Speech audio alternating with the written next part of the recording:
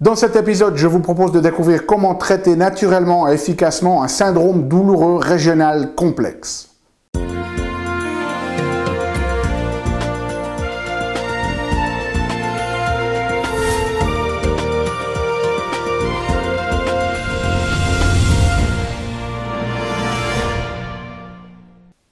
Parce que la vie est bien trop magique pour être petite et que nous avons tous besoin d'une prescription pour grandir en conscience et faire que nos rêves dévorent notre vie. Bonjour, je suis le Dr Yannick Pauly, bienvenue à un nouvel épisode d'une grande vie où chaque semaine je vous propose de découvrir des stratégies pratiques pour grandir en conscience, qu'elles soient d'ordre physique, émotionnel, psychologique ou spirituel, parce que c'est cette conscience qui est au cœur d'une vie pleinement vécue et de notre évolution en tant qu'être humain. Alors cette semaine, j'ai décidé de partager avec vous quelque chose d'un petit peu plus de l'ordre du médical, et c'est la notion de comment traiter un syndrome douloureux régional complexe. Alors d'où m'est venue cette idée de partager ça avec vous? Eh bien en fait, j'ai eu dernièrement plusieurs emails de personnes qui suivent régulièrement mon émission ici hebdomadaire Une Grande Vie et qui me demandent: Dr Pauly, on a vu que vous traitiez d'autres sujets de santé. Est-ce que vous traitez le syndrome douloureux régional complexe? Et si oui, qu'est-ce que vous faites? Est-ce que vous avez des conseils à nous donner pour une prise en charge? Alors, la réponse, elle est oui. Et donc, je vais vous expliquer un petit peu ce que l'on fait, nous, dans notre clinique, pour prendre en charge ce syndrome douloureux régional complexe. La première notion à être conscient ici, c'est que c'est un syndrome douloureux neurologique, qui est extrêmement difficile à diagnostiquer, mais aussi à traiter. Donc, il n'y a pas de solution toute simple ici. Il n'y a pas de, comme on dit en anglais, silver bullet, d'armes miracles, si vous voulez. C'est vraiment une prise en charge que l'on doit faire de manière globale si on veut avoir des résultats. Alors, tout d'abord, ce syndrome douloureux régional complexe, il faut savoir que c'était très longtemps un peu un chaos diagnostique et un chaos thérapeutique. C'est un syndrome qui a connu jusqu'à 5-6 noms différents. On l'a aussi appelé algoneurodystrophie, maladie de Sudeck, dystrophie réflexe sympathique. En fait, il y a eu plusieurs noms jusqu'à environ 2010. La Société internationale pour l'étude de la douleur a vraiment mis ce nom de syndrome douloureux régional complexe qui ne mentionne aucune cause particulière dessus. C'est un nom qui devient un peu neutre par rapport à l'étiologie ou ce qui y participe, et qui a défini des critères diagnostiques qu'on appelle les critères de Budapest, où il y a en fait 4 grandes catégories de symptômes qu'il faut prendre en compte. Donc typiquement, c'est quoi ce syndrome douloureux régional complexe? C'est un syndrome neurologique qui intervient très souvent après des blessures ou des traumatismes, voire des interventions chirurgicales, et qui vont donner des changements dans 4 grands domaines. Le premier, c'est au niveau sensoriel, donc on a des douleurs qui sont souvent très vives, des douleurs où même le simple fait de venir toucher ou effrôler la peau génère des douleurs très très fortes, ce qu'on appelle soit de l'hyperalgésie, c'est-à-dire qu'on a une réaction disproportionnée lorsque la douleur est activée, voire même qu'on appelle de l'allodynie, c'est-à-dire que ce qui devrait normalement être perçu comme une sensation de toucher est perçu maintenant comme une sensation douloureuse. Donc la première dimension, c'est la présence de douleurs, souvent des douleurs très vives, déclenchées par le toucher ou par le mouvement. Le deuxième grande catégorie, c'est des changements vasomoteurs, c'est-à-dire qu'on peut avoir des changements au niveau de la température de la zone, on peut avoir des changements au niveau de la couleur de la peau. La troisième grande catégorie diagnostique, c'est au niveau sudomoteur, c'est-à-dire qu'on peut avoir une présence d'œdème, ou on peut avoir une sudation, le fait de transpirer qui est différente dans la zone touchée que dans d'autres parties du corps. Et puis finalement, la quatrième grande catégorie, c'est l'aspect moteur ou trophique. Très souvent, on peut avoir des raideurs, on peut avoir des faiblesses dans la zone, on peut avoir de la dystonie, c'est-à-dire que les muscles se contractent d'eux-mêmes de par ce qui se passe centralement au niveau neurologique, mais on peut aussi avoir des changements au niveau de la qualité de la peau, on peut avoir les poils qui tombent, donc il y a toute une série de changements comme ça qui se passent. Et la difficulté du diagnostic, c'est que il y a ces différents critères. Les personnes peuvent avoir certains critères et pas d'autres. Il y a des formes atypiques. Il n'y a pas un examen d'imagerie qui peut donner un diagnostic définitif, même si dans certains cas, l'IRM ou les scintigraphies peuvent aider. Mais déjà au niveau diagnostic, on n'a pas Une prise de sang qu'on peut vous faire et vous dire, voilà, vous l'avez pas, c'est vraiment beaucoup plus une appréciation clinique hein, sur des critères, ces critères de Budapest qui s'étaient en fait de critères de consensus de spécialistes. Donc déjà, des difficultés au niveau diagnostic. Maintenant, au niveau thérapeutique, c'est encore plus compliqué. En général, en médecine, eh bien, il va y avoir un aspect médicamenteux qui va être mis en place, souvent de la physiothérapie ou de la kinésithérapie, voire de l'ergothérapie pour essayer de venir désensibiliser la zone. La manière dont nous, on prend les choses en charge ici dans notre clinique, eh bien, on va se focaliser sur deux grandes dimensions qui contiennent 9 facteurs essentiels à prendre en compte sur la base de notre expérience. Et de nouveau, ce n'est pas parce que ces facteurs ont l'air très clairs sur le papier que c'est nécessairement toujours très facile à traiter au niveau clinique. C'est souvent voilà, un trouble qui est complexe à prendre en charge. Mais voilà un petit peu la notion sur laquelle nous on va travailler. Donc, dans la recherche, et ça, on arrive à le confirmer au niveau clinique par rapport aux résultats qu'on obtient, il y a vraiment deux grandes composantes à prendre en compte. La première, c'est une composante neurologique, et la deuxième, c'est une composante inflammatoire. Okay? Donc tout d'abord, il faut que l'on prenne en compte ces deux catégories, parce que typiquement dans les approches conventionnelles, si vous allez chez un kiné, il va peut-être venir prendre en charge cet aspect neurologique, peut-être musculo-squelettique, mais il ne va pas prendre en compte la catégorie inflammatoire, et vous devez aller chez une autre forme de médecin pour prendre en charge cette composante-là. Donc, la première des choses, c'est d'essayer d'avoir une vision d'ensemble dans la manière dont on traite ça, et donc ces deux grandes catégories. Parlons maintenant de la catégorie neurologique. Dans la catégorie neurologique, il y a deux sous-dimensions. Il y a une dimension locale et il y a une dimension de globalité. Donc, dans la dimension locale, il y a vraiment trois facteurs qui sont essentiels à prendre en compte. Le premier, c'est ce qui se passe au niveau du système nerveux neurovégétatif. Okay? Notre système nerveux neurovégétatif, c'est le système qui va réguler toute la réaction interne au stress et qui va contrôler le fonctionnement de nos organes. On a deux branches dans ce système-là. Un système parasympathique qui, quand il est activé, a plutôt un effet relaxant et un effet anti-inflammatoire. Okay?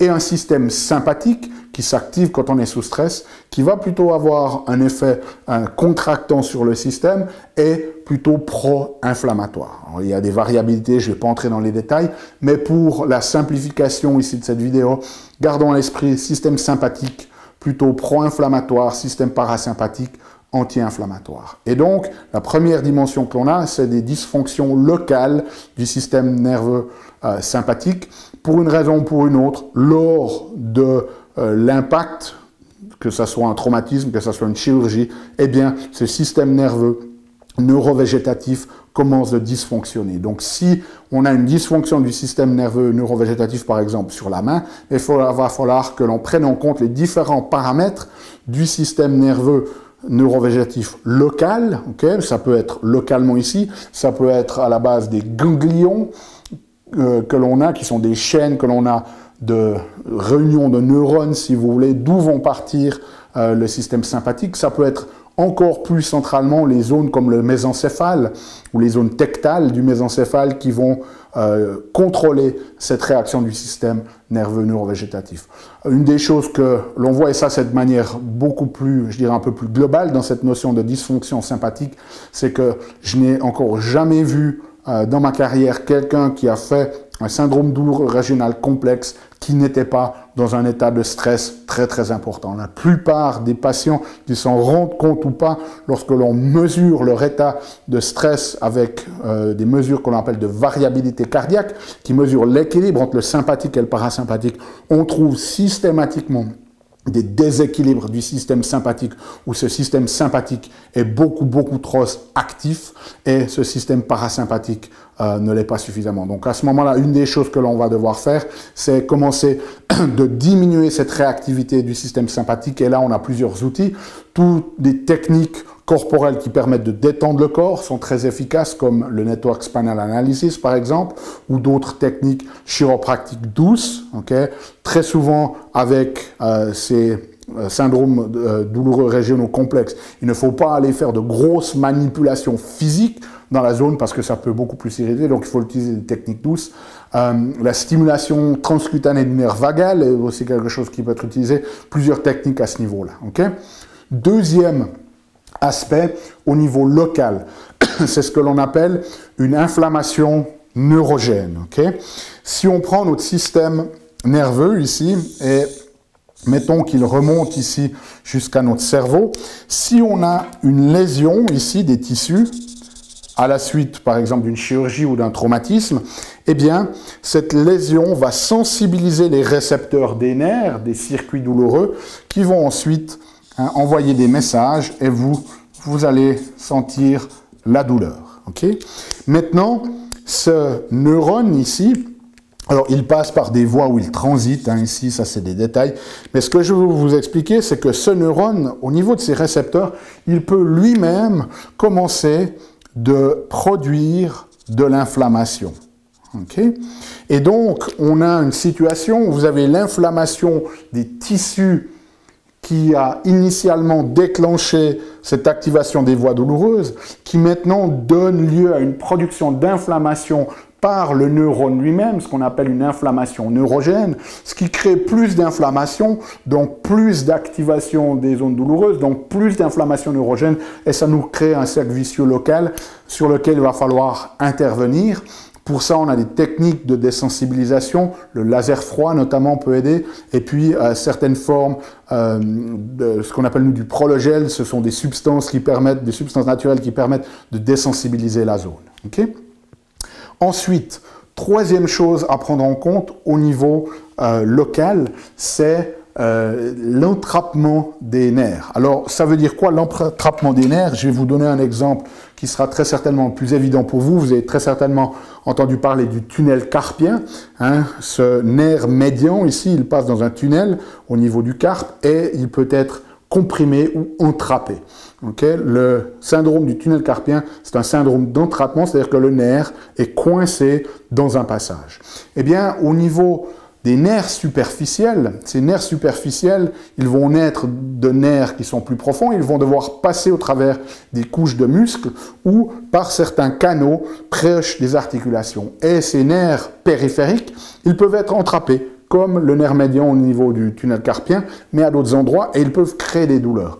Et ce que l'on voit chez les gens qui ont des syndromes douloureux régionaux complexes, c'est que des fois, on a un entrappement des nerfs périphériques, vous avez peut-être un entrappement au niveau du coude, mais qui donne en fait une douleur dans la main, et on a l'impression que c'est un syndrome douloureux, alors que ce ne l'est pas. Moi, j'ai des patients où c'était un mauvais diagnostic, et d'autres où ces entrappements viennent se surajouter à la pathologie du syndrome douloureux régional complexe.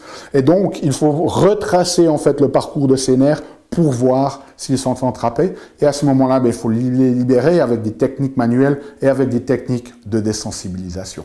Donc, ces trois aspects importants au niveau neurologique local, la dysfonction sympathique qui s'inscrit très souvent dans une dysfonction beaucoup plus globale d'activation du système sympathique parce que la personne est sous tension, sous stress, l'inflammation neurogène et l'entrappement des nerfs. Okay? Ensuite, on va passer dans la dimension neurologique globale, et là, il y a plusieurs choses à prendre en compte. La première, c'est ce qu'on appelle une sensibilisation centrale de la moelle épinière ou du cerveau. Imaginons ici que notre cerveau, ici, nos nerfs, pour être activés, ces circuits neurologiques, mettons qu'ils ont besoin d'une certaine intensité de stimulus. Mettons qu'ils ont besoin d'être activés à 10. Et maintenant, on a cette lésion qui bombarde d'informations notre système nerveux. Eh bien, cette sensation, c'est comme si elle active de plus en plus. C'est un petit peu comme si vous marchez sur un chemin poussiéreux, et le plus de personnes marchent sur ce chemin poussiéreux, le plus le sillon se creuse. Le plus un circuit neurologique est activé, le plus il est facilement activable. Au point où, au bout d'un moment, peut-être pour l'activer, on n'a même plus besoin d'une intensité de 10, mais on a peut-être plus besoin que d'une intensité de 3. C'est ce qu'on appelle une sensibilisation. Donc, au lieu d'avoir ici une activation du système douloureux qui nous donne un petit high comme ça, maintenant, la même activation vous donne un gros high comme ça. Okay? Votre système est devenu beaucoup plus sensible à la douleur et ça, c'est quelque chose d'extrêmement difficile à traiter, mais c'est quelque chose qu'il faut absolument prendre en charge si on veut avoir besoin de bons résultats. Et bien évidemment, il y a les techniques diagnostiques pour voir, parce que dès le moment où vous avez une sensibilisation ici, ce n'est plus seulement la zone douloureuse où le diagnostic était posé, mettons sur un poignet après une fracture, que l'on va avoir. Si on teste la personne, on va voir par exemple que tout son bras est devenu sensible, voire même peut-être tout le côté gauche du corps. Donc, lorsque l'on a un diagnostic local, il ne faut pas juste s'arrêter à ce qui se passe localement, il faut avoir cette vision d'ensemble du corps et ensuite mettre en place des techniques. Je n'ai pas le temps dans cette vidéo de vous expliquer quel type de technique on va utiliser, ça va vraiment être variable d'une personne à l'autre. Okay? Deuxième facteur dans l'aspect neurologique global, ce sont des dysfonctions de l'intégration sensorimotrice. Okay? Au niveau de notre cerveau, si je redessine un cerveau ici, eh bien, on a des zones ici de notre cerveau. La partie arrière, elle va être réceptrice, c'est-à-dire qu'elle va recevoir les informations. Elles vont être intégrées notamment dans le cortex pariétal. Et ensuite, ce cortex pariétal, il va transmettre ici les informations au cortex frontal dans les zones motrices, et les zones motrices maintenant vont ensuite effectuer une action. Eh bien, des études d'imagerie montrent que dans le syndrome douloureux régional complexe, cette communication, ici cette connectivité entre le système pariétal et le système moteur ne fonctionne plus très bien, donc l'information qui entre dans le système est déjà altérée parce que c'est une information de douleur des tissus, et puis ensuite elle est mal intégrée par le système pariétal, et puis la communication ici se fait moins bien. Donc là, on va devoir réentraîner avec de la réadaptation cette communication, améliorer cette connectivité pariétale système moteur. Okay? Troisième élément au niveau neurologique global, c'est une altération des cartes somatosensorielles. C'est-à-dire qu'au niveau de notre corps, dans notre cerveau, si j'en dessine de nouveau un ici, eh bien, il va avoir des cartes. Par exemple, il y a une cartographie au niveau moteur, mais au niveau sensoriel aussi, où chaque zone du cerveau correspond à une zone du corps. Et ces cartes, le plus elles sont fines, le plus le corps a une perception de comment fonctionne la zone, le mieux il peut la contrôler. Et donc, c'est un peu lorsque l'on bombarde ces zones ici d'informations, je vais le faire en rouge, d'informations douloureuses, eh bien, ces cartes ici, elles perdent de leur clarté, elles ne sont plus aussi précises. C'est un peu comme si le cerveau perd la notion d'où est le membre, d'où est la zone dans l'espace et de comment bien le contrôler. C'est un petit peu comme si vous avez une carte routière sur papier que vous avez tellement utilisé qu'il y a des zones qui sont un peu effacées. Donc, vous n'avez plus vraiment une route très précise.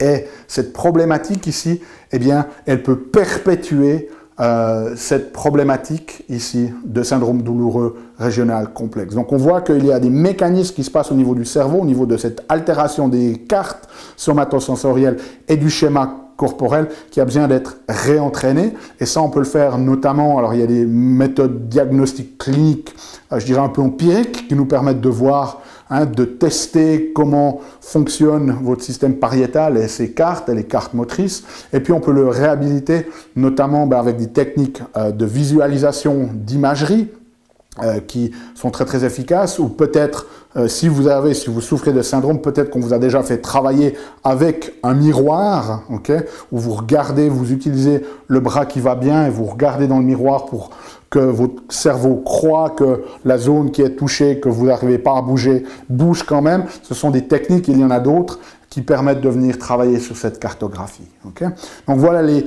trois éléments au niveau neurologique global qu'il faut contrôler et sur lesquels il faut travailler si elles sont impliquées, la sensibilisation centrale au niveau de la moelle et du cerveau, les dysfonctions d'intégration entre le système pariétal et le système moteur, et puis cette notion de schéma corporel d'altération des cartes somatosensorielles. Et puis, donc ça va prendre en charge cette dimension neurologique, et maintenant on va devoir passer dans la notion inflammatoire. Alors on sait que des études ont montré que dans cette composante inflammatoire, il y a trois grandes catégories, l'inflammation, les infections et ce qui est auto-immunitaire.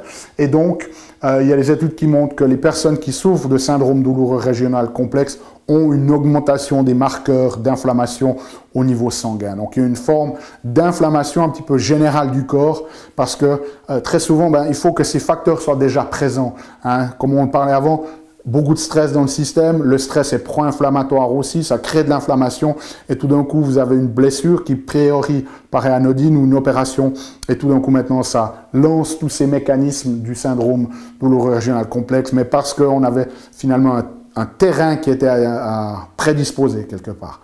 Donc là, il va falloir aussi mettre en place des stratégies pour calmer cette inflammation au niveau local. Nous, on utilise par exemple le laser froid, mais aussi au niveau global, au niveau du corps, avec des diètes anti-inflammatoires. Okay?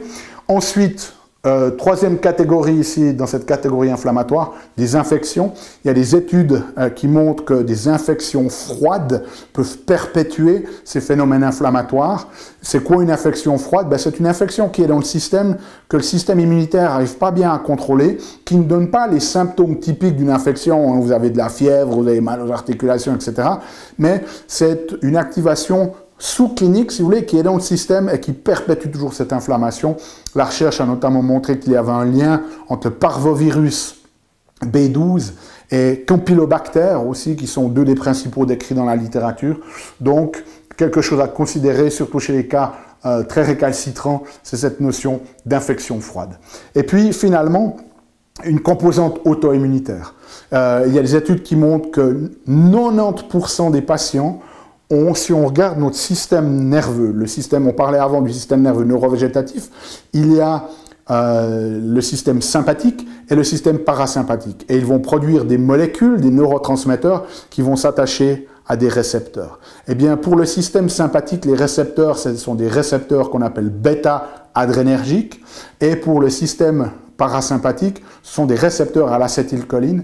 Et les études ont montré que 90% des patients qui souffrent d'un syndrome douloureux régional complexe ont des anticorps soit bêta-adrénergiques, soit à l'acétylcholine. C'est-à-dire que 90% des patients, il y a une auto-immunité soit contre leur système sympathique, soit contre leur système parasympathique. Et dans les études, 55% des patients avaient des signes auto-immunitaires, d'attaque auto-immunitaire, des anticorps contre les deux récepteurs.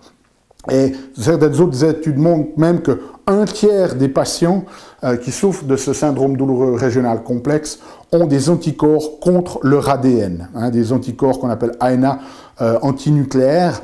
Et donc c'est énorme, une personne sur trois. Donc on sait qu'il y a une grosse composante immunitaire. En fait, ma théorie à moi, c'est que vraiment on est dans une dynamique auto-immunitaire avec du stress, avec des choses qui sont déjà en train de se passer dans le système, qui prédisposent à la suite de cette blessure ou de cette opération de déclencher ce syndrome douloureux régional complexe. À mon avis, ce n'est pas le syndrome lui-même, ce n'est pas le traumatisme qui déclenche ces problèmes, c'est des problèmes sous-jacents qui ne veulent peut-être pas d'expression clinique, parce qu'au niveau auto-immunitaire, on peut avoir des phases que l'on appelle silencieuses, c'est-à-dire que votre corps produit déjà des anticorps contre des tissus, mais pas au point de créer des symptômes, et tout d'un coup, vous avez ce traumatisme qui vient se surajouter, et là, tout le système, c'est un peu la goutte d'eau, si vous voulez, qui fait déborder le vase.